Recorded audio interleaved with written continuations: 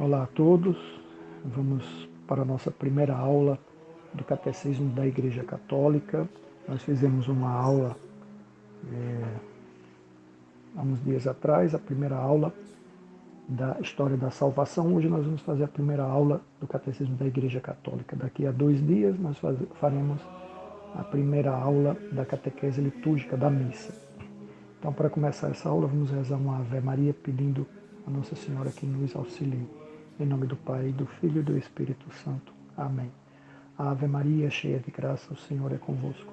Bendita sois vós entre as mulheres. Bendito é o fruto do vosso ventre, Jesus.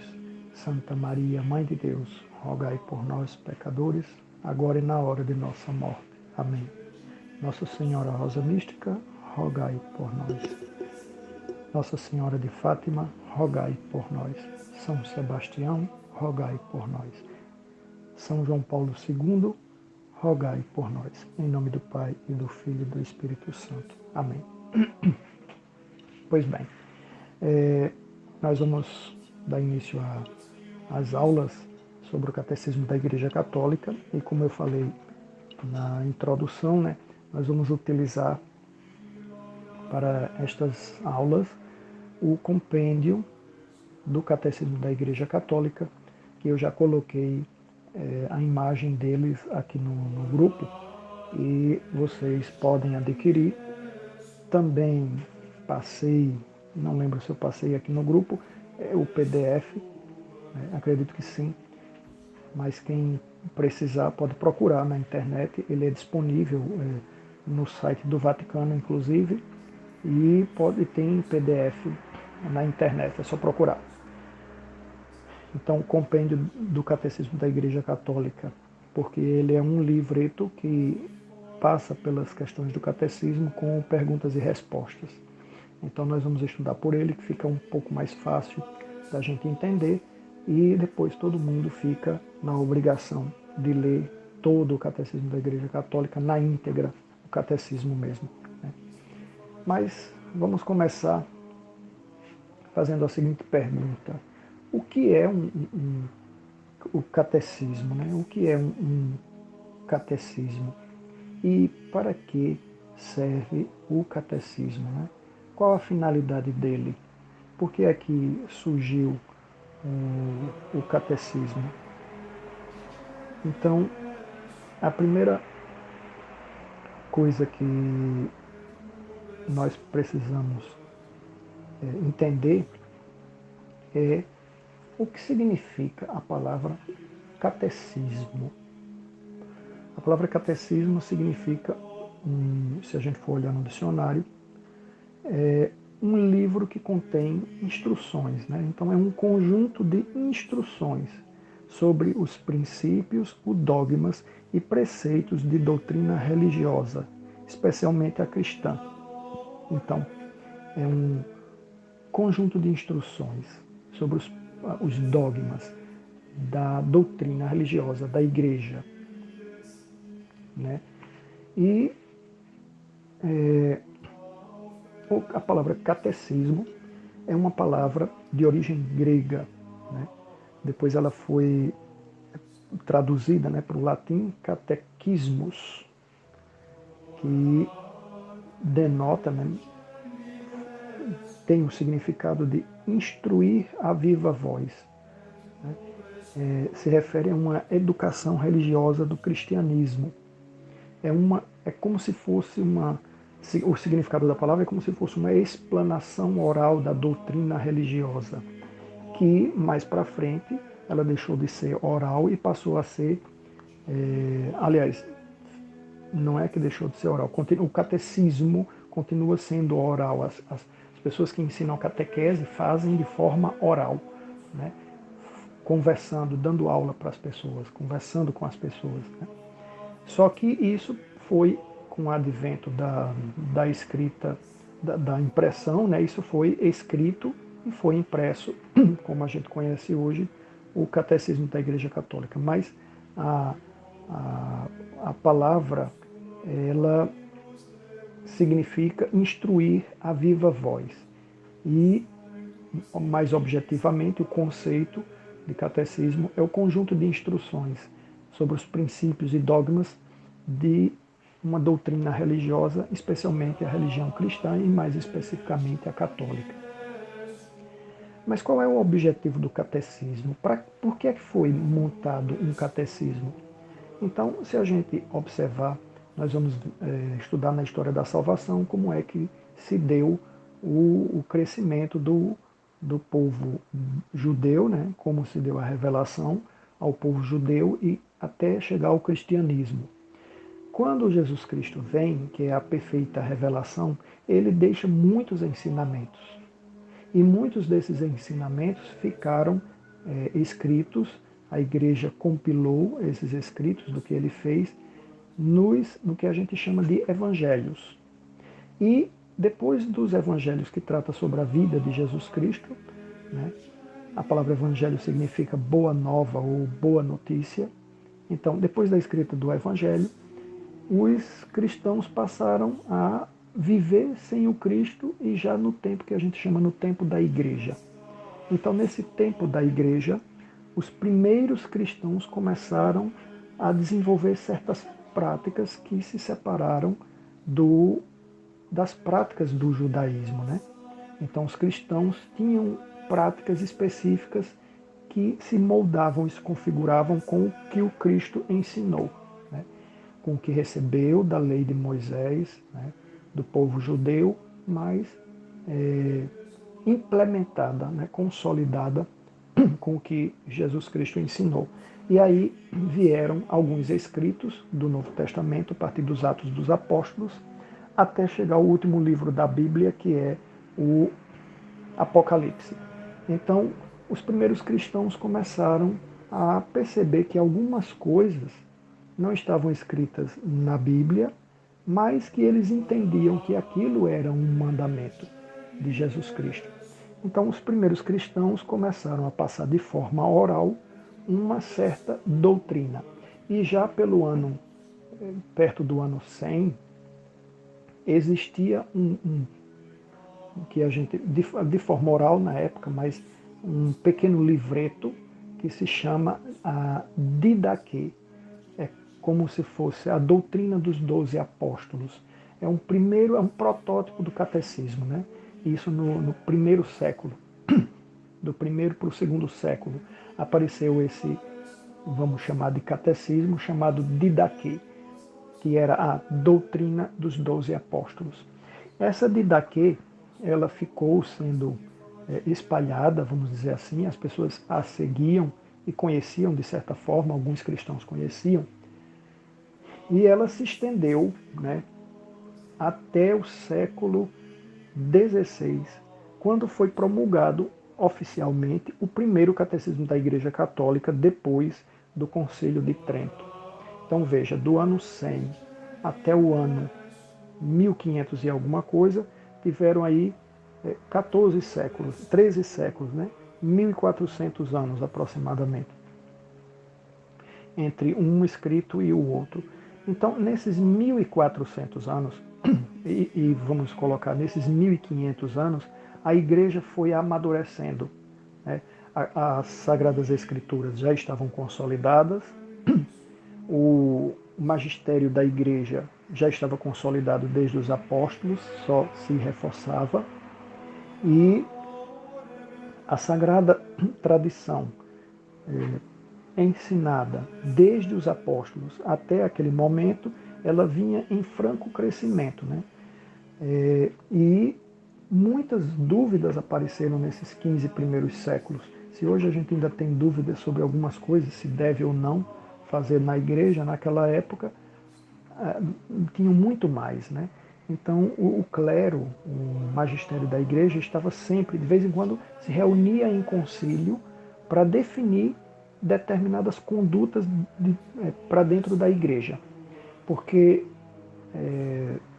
como não se tinha ainda um crescimento filosófico, um crescimento teológico, muitas dúvidas permeavam a cabeça dos padres, dos monges, dos próprios fiéis, e isso precisou ser preparado, né, maturado, precisou ser crescido para que se chegasse num patamar de maturidade de dizer que a igreja, a partir daquele momento, de momento X, né, de um momento tal, iria passar a se comportar de determinada maneira.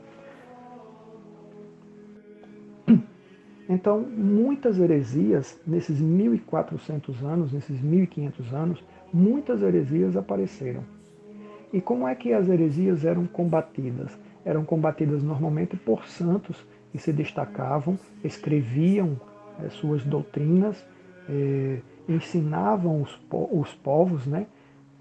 Porque a religião cristã começou a se espalhar, e ensinava os povos aquela doutrina em cima de conteúdos teológicos e filosóficos que esses santos eles começaram a desenvolver e a escrever.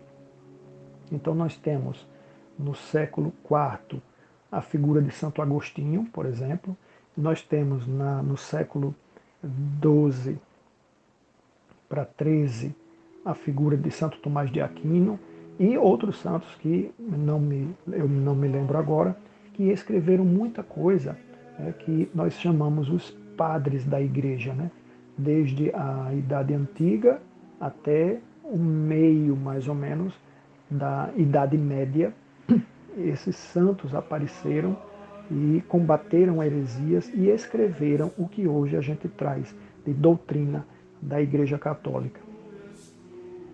Então, essas heresias, elas eram combatidas e a igreja se reunia, a igreja mundial de todo o mundo, por isso católica, né? A palavra católica é universal. Na medida do possível, todos os bispos se reuniam para definir sobre aquele pensamento, aquele entendimento que algumas igrejas, né, na sua realidade, elas discutiam, e muitas coisas daquelas eram heresias. Então, o magistério da igreja, os bispos se reuniam para definir se aquilo ia ser tratado como uma heresia, portanto não poderia ser seguido pelo povo fiel, pelos fiéis, ou se aquilo iria ser tirado como doutrina da igreja. Por exemplo, quando a igreja iniciou, as pessoas ainda não tinham a concepção de que a Santíssima Trindade, o Pai, o Filho e o Espírito Santo, eram uma única pessoa, eram uma só pessoa. Eles não tinham esse entendimento. Então muitas heresias aconteceram e apareceram na época.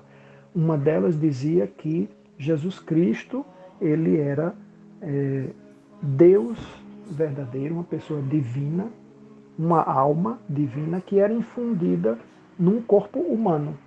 Que Jesus, ser humano, ele não existiria por si só. A pessoa divina de Deus, na segunda pessoa da Santíssima Trindade, entrou num corpo humano e a natureza humana dele não existia. Existia só a natureza divina. Então isso era uma heresia, né? Então a igreja se reúne em concílio para debater sobre isso e define que Jesus ele tem a natureza humana e a natureza divina numa só pessoa, né, de Jesus Cristo. Ele tem duas naturezas numa só pessoa. Então a igreja foi se reunindo em concílios ao longo do tempo para definir esses, vamos chamar de dogmas, né? Mas a doutrina da igreja, o que é que era certo, o que é que era errado.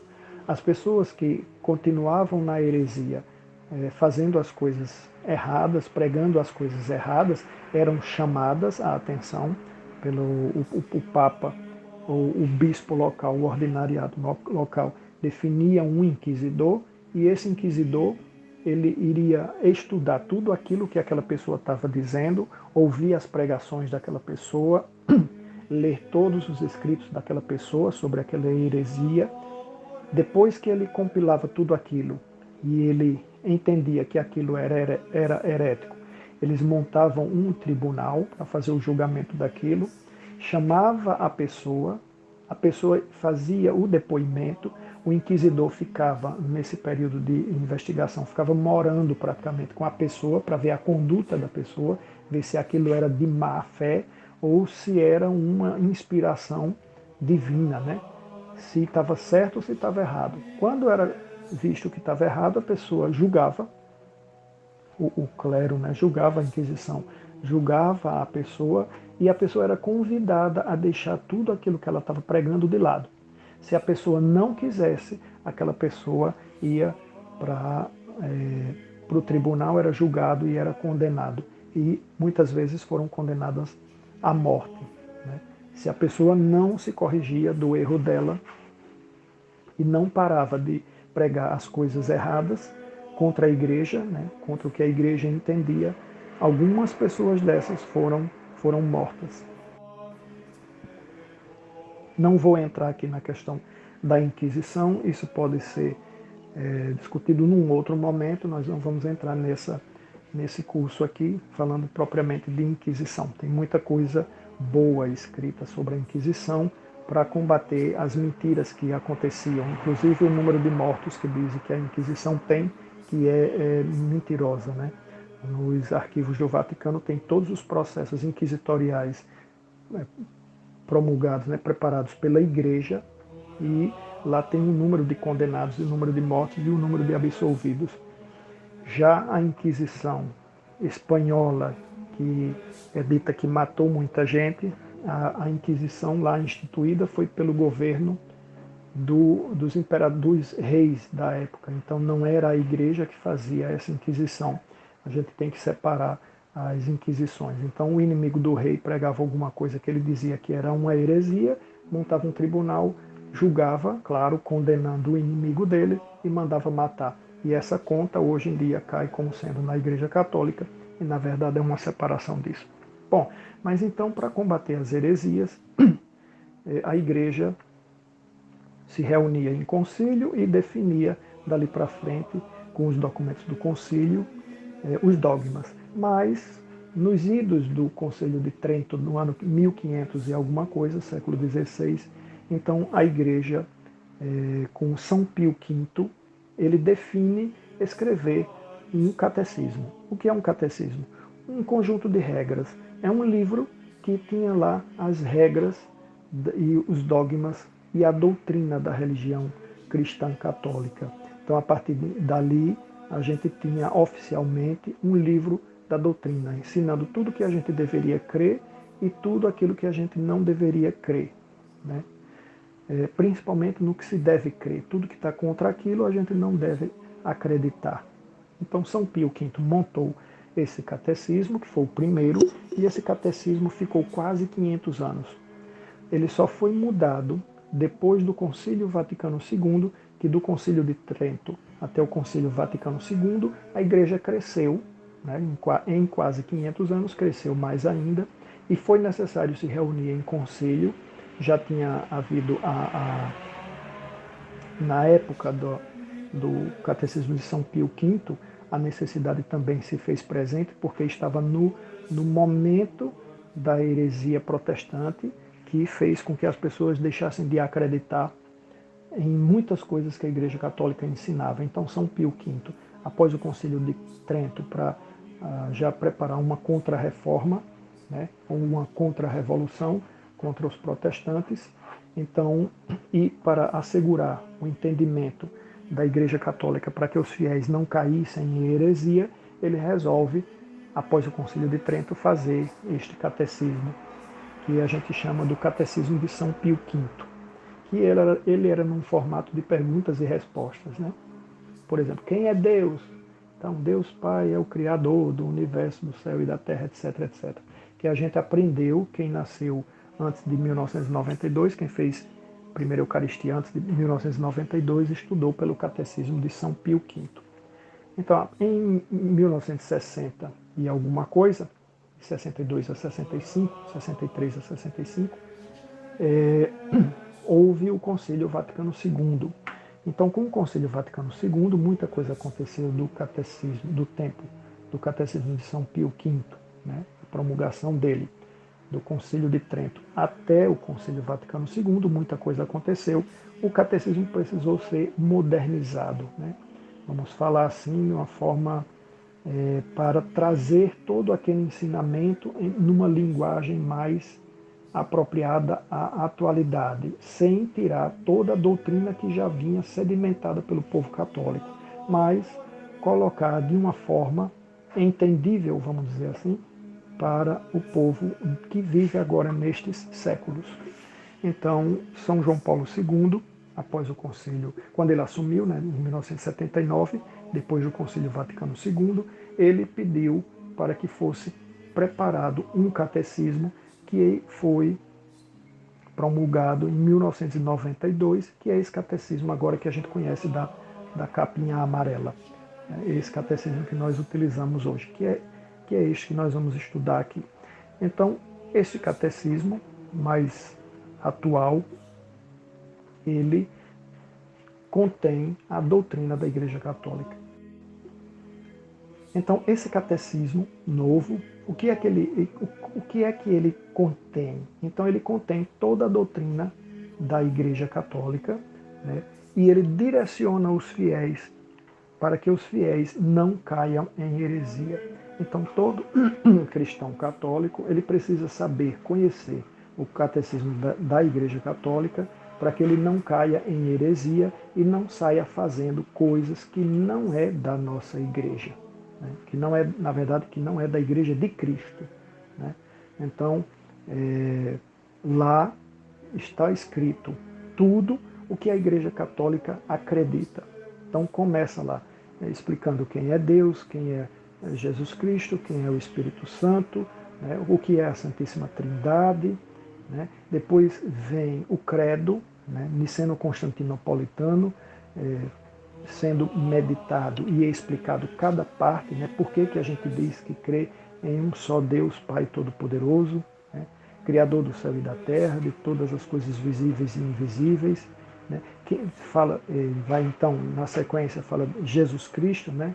Deus de Deus, luz da luz, Deus verdadeiro de Deus verdadeiro, Jesus Cristo, seu único Filho, o crer no Espírito Santo e na Santa Igreja Católica, Santa, Una, Católica e Apostólica. Então, descreve todo o credo e se estuda o credo inteirinho. Depois vem os 10 mandamentos. Depois, os sacramentos. E, por fim, a oração do Pai Nosso, né? E aí, o catecismo se encerra, né, com a parte oracional, com a parte da oração, que a oração maior é o Pai Nosso e ela é meditada lá, explicada parte por parte. Então, o catecismo da Igreja Católica ele é o resumo da doutrina da Igreja e serve para que os fiéis usem-o como se fosse um manual para não cair em heresia. O que não está lá no catecismo da Igreja Católica não deve ser seguido, a não ser com orientação do magistério da Igreja, o Santo Padre, e unido a ele todos os bispos do mundo, né? Então, esta é a aula introdutória, a primeira aula sobre o catecismo da Igreja Católica e qual é o objetivo do catecismo da Igreja Católica, por que ele foi preparado e promulgado, né? Vimos que nós tivemos um primeiro protótipo lá no primeiro século, que se chamava Didaquê, que vocês podem procurar na internet com esse nome. Didaquê se escreve como se lê, com Q-U-E, e ele tem em PDF, pode ser lido, muito curtinho, são poucas páginas.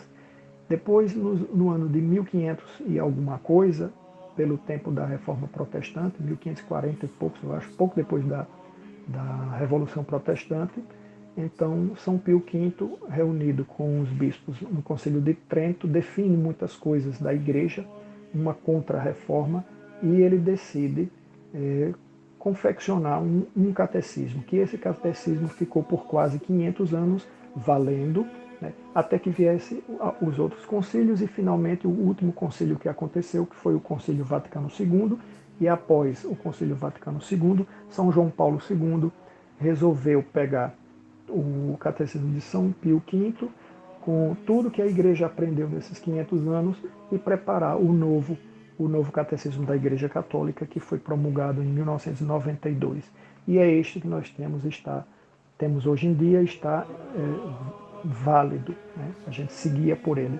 E o Catecismo de São Pio V deixou de valer? De jeito nenhum, porque se aquilo ali já era a verdade doutrinal da Igreja, o que nós temos hoje é como se fosse um acréscimo do que foi descoberto depois, ou entendido depois, né? O que a Igreja amadureceu. Mas o Catecismo de São Pio V ele está totalmente contido dentro do Catecismo da Igreja Católica, o novo, de 1992. Mas é sempre bom a gente dar uma voltada no Catecismo de São Pio V, porque algumas palavras que estavam ali da